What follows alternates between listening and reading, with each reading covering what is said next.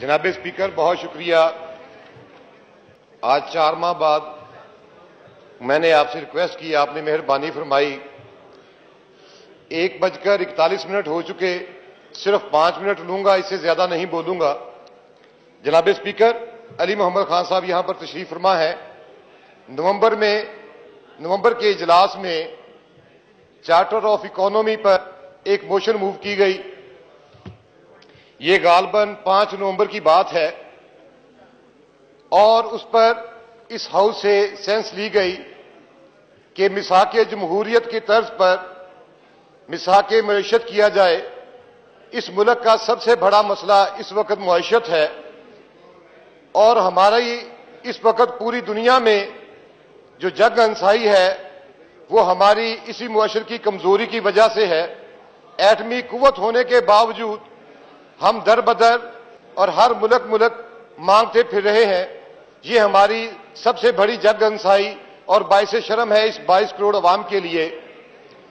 आपको याद होगा नवंबर 2015 में भी जब पाकिस्तान मुस्लिम लीग की हुकूमत थी, हमारे वजीर खजाना ने उस वक्त भी ये तजवीज पेश की थी कि इस मुल्क को मुआशत से मुआशी बहरान से निकालने के लिए एक चार्टर कर लिया जाए जिसमें तमाम जमातें, हमारी अपोजिशन और हुकूमत ऑन बोर्ड हो और इस मामले को फॉर एवर एक स्ट्रक्चरल फ्रेमवर्क बना लिया जाए जो आने वाले 25 से 30 साल तक हमारे इस मुल्क को मुआशी बहरान से निकालने का एक जरिया बने। बदकिस्मती ये रही, उस वक्त पीपल्स पार्टी ने तो हमारे साथ उस वक्त की हुकूमत के साथ खड़े होने का ऐलान किया, साथ भी चले, लेकिन पीटीआई की हुकूमत उस वक्त हमारे साथ ना चल सकी और मुआशत पर सियासत करती रही। पहली तकरीर में इस असेंबली के वजूद के बाद जनाब speaker, leader of the opposition मियां शहबाज शरीफ साहब ने फिर ऑफर किया कि आइए एक चार्टर ऑफ इकोनॉमी करते हैं, इस मुल्क को मुआशी बहरान से निकालते हैं। इस 22 करोड़ अवाम को जो मसाइल हैं, मुआशत के मुआशी मसाइल हैं, उनको इससे निकालने की एक तगोदो करते हैं।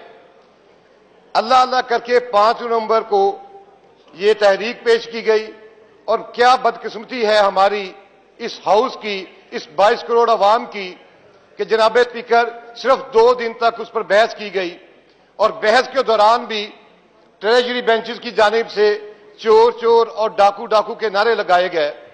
ये सीरियसनेस है इस हुकूमत की मुआशत के बारे में और इस मुल्क के मुस्तकबिल के बारे में। मैं गुजारिश करूंगा इस हुकूमत से, अली मोहम्मद खान साहब से मैंने 2 या 3 मरतबा पहले भी गुजारिश की कि खुदारा इस मोशन को दोबारा मूव किया जाए और एक पूरा सेशन रखा जाए जिसमें मुआशत पे बहस की जाए। उसमें 2 या 3 तजावीज आई, सबसे अच्छी तजावीज हमारे एहसन इकबाल साहब ने दी। यहां पर आपने नोट भी किया होगा। नवीर कमर साहब बहुत खूबसूरत बोले। नवीर कमर साहब के पॉइंट ऑफ व्यू से हमें एग्रो बेस्ड टेक्नोलॉजी की तरफ जाना चाहिए था। ये वो चंद तजावीज थी जो इस हाउस से सिर्फ 2 दिन में दी गई। वजीर खजाना साहब ने अपने सही जी, खिताब में ये कहा, जी। मैं सिर्फ 2 मिनट में अपनी बात खत्म कर रहा हूं जनाब स्पीकर।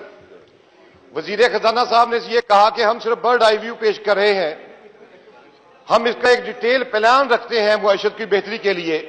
हम सिर्फ आपका चार्टर ऑफ इकोनॉमी को आप बात करते हैं, आपको चेक करने के लिए, आपका कैलिबर चेक करने के लिए हम आपको टाइम देते हैं कि आप हमें तजावीज दें। और उसके बाद वो यहां से तशरीफ ले गए और आज तक दोबारा असेंबली में तशरीफ नहीं लाए।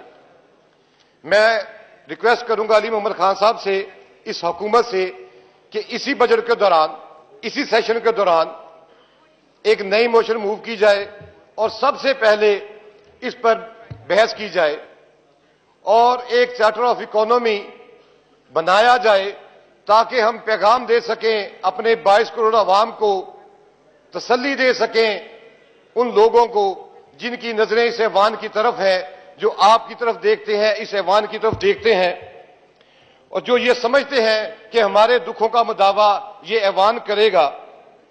बदकिस्मती की इंतहा देखिए आप कि 3% इन्फ्लेशन रेट था, 3.7% इन्फ्लेशन रेट था, जिस हुकूमत को ये चोर और डाकू की हुकूमत कहते थे, आज 7.9% है। 104 रुपए पर डॉलर था, आज 144 रुपए पर डॉलर है। जी बस आपका 5 मिनट पूरे हो गए जी, और आपका पॉइंट आ गया, नुक्ता नजर आ गया आपका। जी आपने 5 मिनट की दरख्वास्त की थी और आपका पूरा 5 मिनट आपको दिए हैं, खामोशी से सुना है आपको। जी जनाब, आखिरी रिक्वेस्ट जनाब, आखिरी रिक्वेस्ट। अली मोहम्मद खान साहब से गुजारिश है आखिर में इसमें एक पूरी एक बहस रखें। आइटम नंबर 23 मोहतरमा रुमीना खुर्शीद आलम, आइटम नंबर 23 पेश करें।